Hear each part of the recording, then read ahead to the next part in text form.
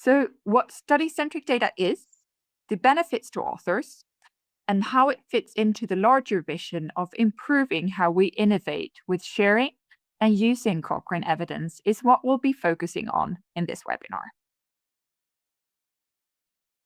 So, what is study-centric data management?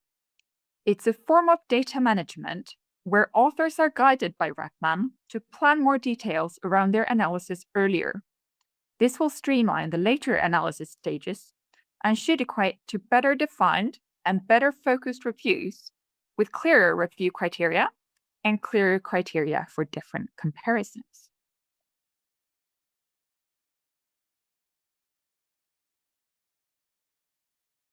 This change is not taken from thin air, but it's based on methods in the latest Cochrane handbook and also on in-sync guidance on defining the criteria for including studies, PICO criteria for the review, how studies will be grouped for synthesis, PICO criteria for synthesis questions.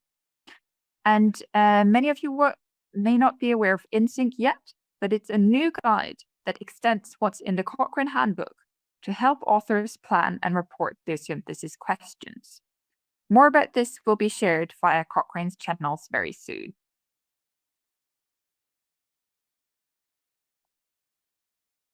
So next, we'll walk you through some of the key benefits of working with the study-centric data workflow, because there are a lot.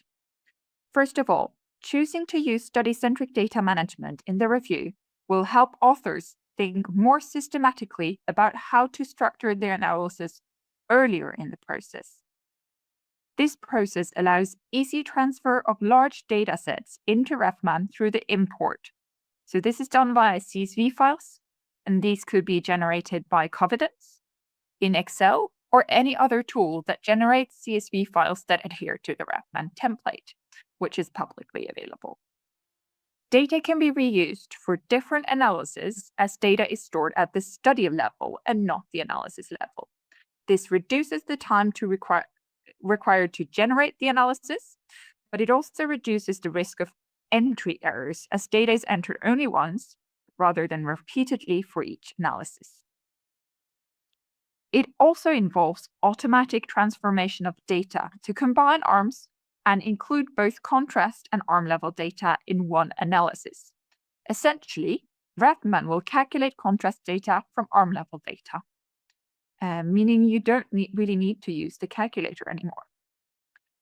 This process simplifies the interpretation of results.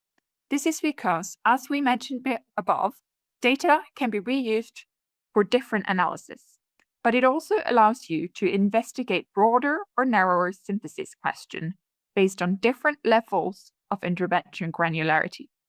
So, for example, you can use study-centric data to analyze both vitamin D low dose versus placebo, which is a narrower synthesis question, and vitamin D versus in any dose versus placebo, which is a broader synthesis question.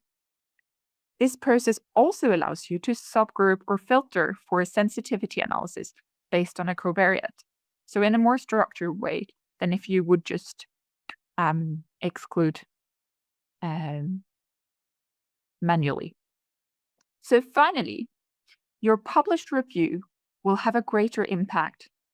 Following recent changes to how Cochrane shares data, with study-centric data, study results data are shared and published on published reviews. And research has shown that sharing data leads to increased visibility, usage, and impact of your research.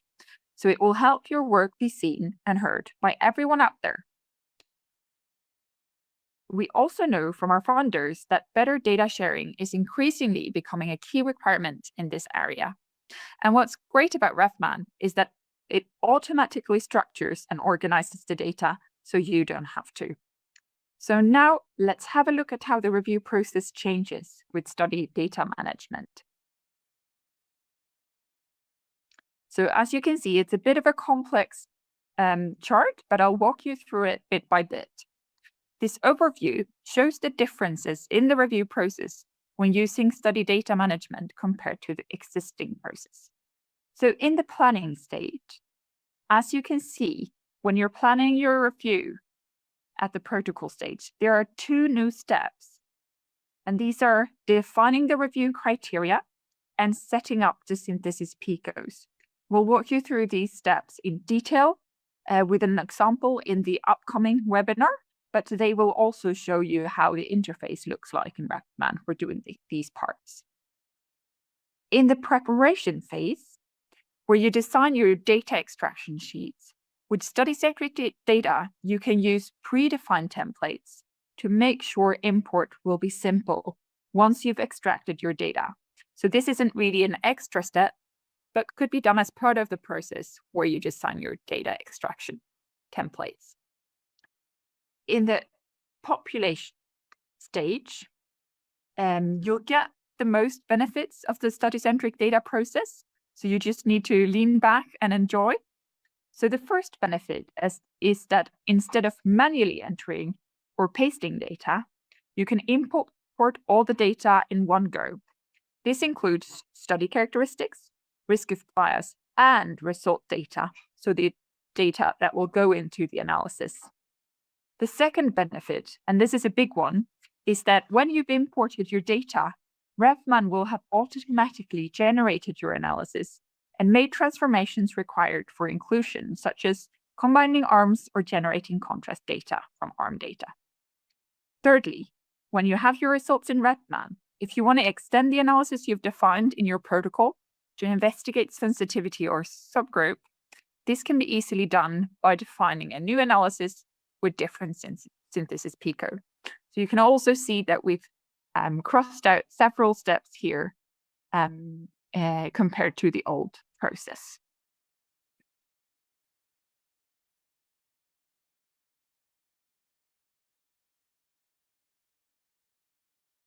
So what does this mean for you as an author? Well, basically, since April 25th this year, if you're starting a new Cochrane review, study-centric data will be enabled by default, and it's also recommended to be used. But it's noted that you can still use custom input analysis, and even when you have it enabled on a review, you can choose to use the custom input analysis for some analysis and study data for some. If you have a protocol review in development, but you have not yet started data extraction, it's also really worth considering switching to study-centric data due to the benefits. And you will be able to enable this feature on your own in the RevMan Web interface on the dashboard. If you've already started data extraction, or if you're working on an update, switching is possible, but it can be complicated and requires authors to redo work, such as revisiting original study reports, setting up review criteria in RevMan, developing data import files, and redoing analysis. So this isn't really recommended at this stage, but it will be, you should consider it on a review by review basis, basically. So let's have a look at how this looks like in RevMan. So basically, when you've enabled study-centric data, you'll see 3 key things on the dashboard in a review. First of all, in the status panel, you can see that study-centric data is enabled. Second, you can see that in the left-hand navigation panel, there's a new section called Review Criteria. This is where you'll be starting with the new study-centric data process. And thirdly, you can also see that in the action menu, there's an import study data option. And that's where you'll be able to import all the data from CSV and RIS. So let's go ahead and look at the review criteria, because this is really the foundation of the entire process. This is where you need to start and something you should be working on in your a protocol state, so early on. So what you do in the review criteria is to define the eligibility criteria for the review. Details in this tab are used to inform the eligibility criteria for each synthesis in the review, your data extraction forms, and to set up your analysis in RevMan. looking at the intervention tabs, where you define the granular level of interventions for the review, if you want to do narrow synthesis questions. The intervention groupings tag is where you group your granular interventions to broader synthesis questions. Outcomes are your outcomes, all critical and important ones. And in the covariates tab, you can add study characteristics that you want to investigate through subgroup analysis or to filter for sensitivity analysis. The characteristics tab includes high-level criteria for extracting data from your included studies, and the risk of bias tab includes the domains of the risk of bias tool that you plan to use. These are already set up as a default, so you do not need to edit them. But the previous tabs should be completed as a first step. Let's go to the next slide. Perfect.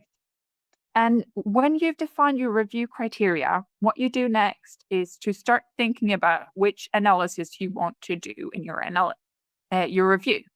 And based on the review criteria that you've defined, you'll be able to select the synthesis keycode for each analysis.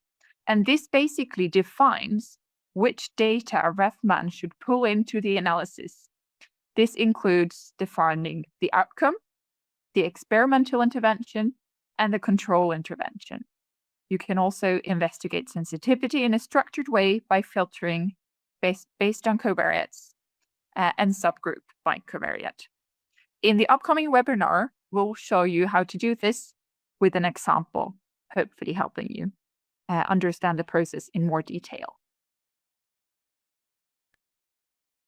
The most efficient way to get your data into RevMan is using the import that is available on the dashboard that I showed you earlier, because this allows you to import all study data in one go. And we'll walk you through how to do this in detail in the next webinar as well.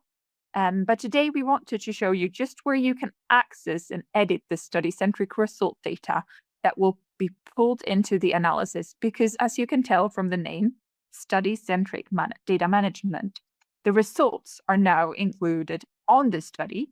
So in this screenshot, you can see that we've actually navigated to one of the included studies, which is Forno 2020. And within it, you can see all of the data related to it. And part of that is both the study arms and the result data. So this is basically where the result data will now live.